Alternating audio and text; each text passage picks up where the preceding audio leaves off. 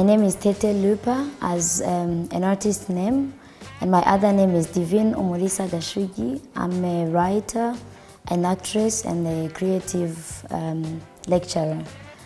I live in Germany, but I'm Rwandese, and I came to Rwanda this time because I was directing a play called Heritage Bond. It's a play between Germans, Rwandans, and Burundis.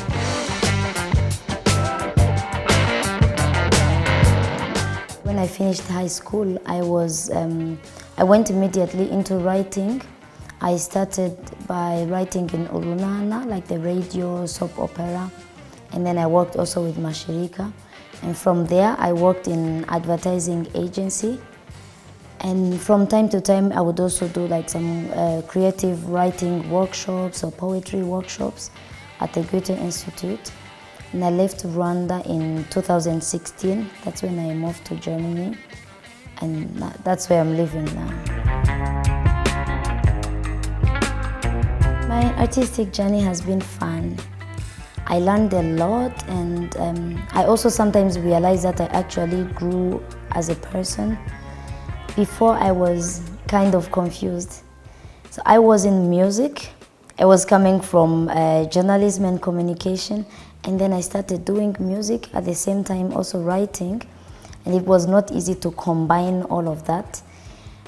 But it's good that I tried out almost everything with acting as well. And at a certain point I realized I have to focus, I have to give myself a direction, like where do I want to go, what do I want to do. And now my focus is into writing.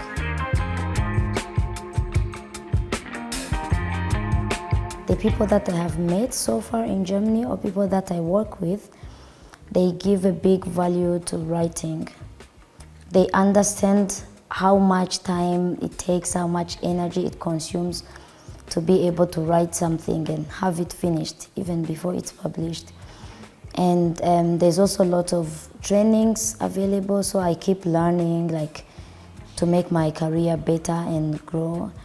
And also when I have like a book reading, like a reading session in Germany, is different from when I did the reading here in Rwanda, like how people interact. And most of the times I have people in the audience who have already read my stories, so they interact and put comments.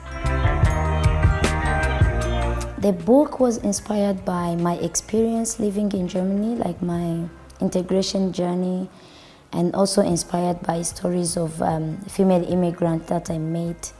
I was interested in knowing why did they move to Germany, like why exactly Germany, and what were their expectations before moving abroad, and how is the reality.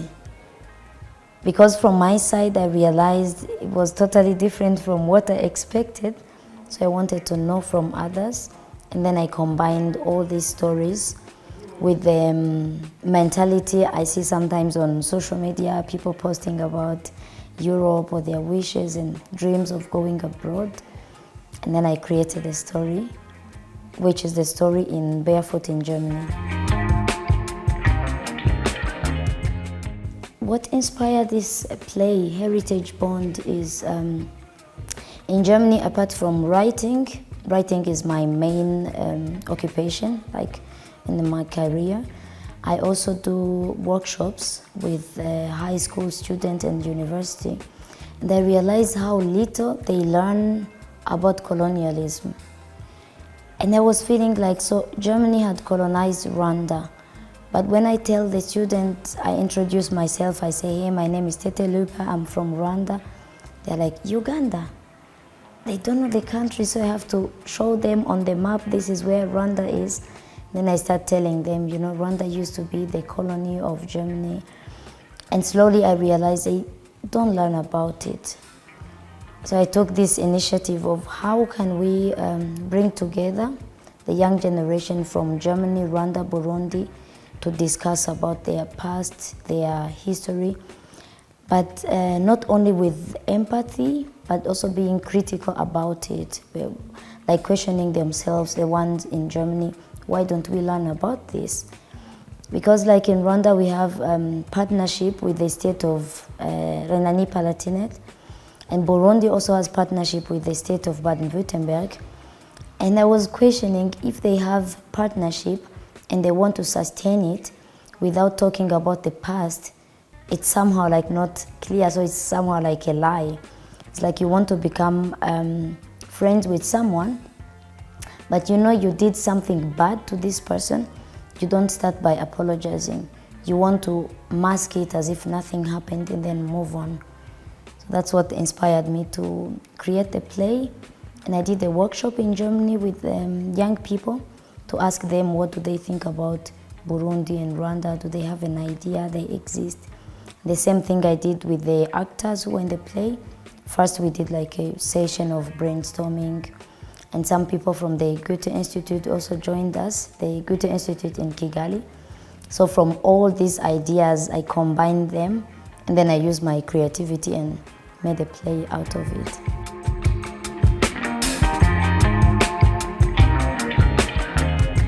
In this play, I was expecting or hoping to have more Rwandans, like more local people coming to attend the show. And I realized actually we had mainly like expats living in Rwanda. Though we tried to advertise before the show that the show is going to happen and it's going to be free entrance, I was expecting we would have more Rwandans. And we had more foreigners living in Rwanda. And they were from different generations. We had young people, I would say not very old, but like mixed age. And afterwards I got feedback, so people came straight to me and they were like, yeah, thank you, the play was so nice. It was nice, and they only complained that it was short. But that was my plan, because I think like theater or stage performance, it's not supposed to be very long up to the point when people start leaving. It's supposed to be like short, compact, interesting to like provocate people or motivate them to discuss about it afterwards. It's like raising awareness about a topic, and then when they go out, they go discussing about it. That was my plan. In terms of art, I'm impressed by how like Rwandan artists in different fields, they go deep. They use their emotions, like when it's a part that needs emotions, they really go very deep. And that's a big talent that so far the German artists I have worked with, they don't go that very deep. And when it comes to stage performance, I feel like Germans, they are used to having, let's say, like a monologue. You give them their part, they go there, talk about it, finish, and the next one. This way of interacting on stage, like one comes, another one, so sharing the world, it's very rare there.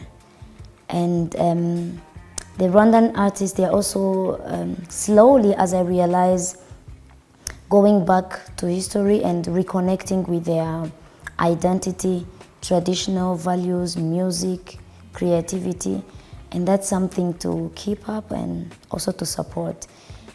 Because now we have people, for example, like in musicians, now I became a very big fan of Michael Makembe because I saw his work, what he's doing, and he's still very young. To see like someone who is very young takes the initiative, I'm going to work with people from the island, like Ngombo.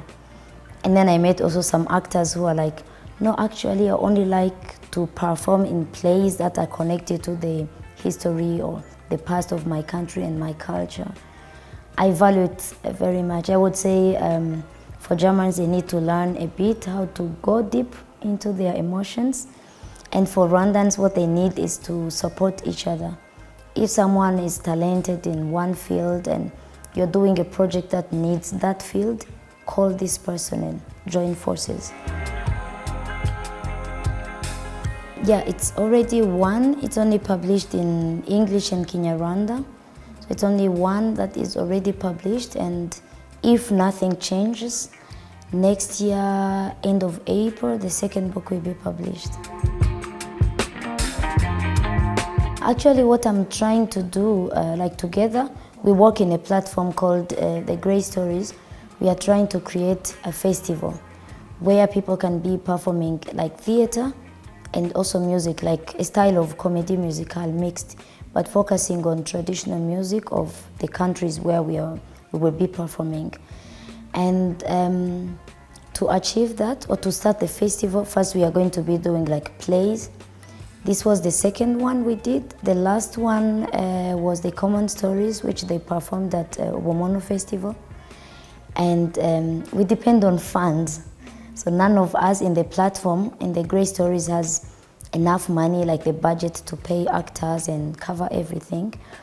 But I hope we will be doing like a play every year.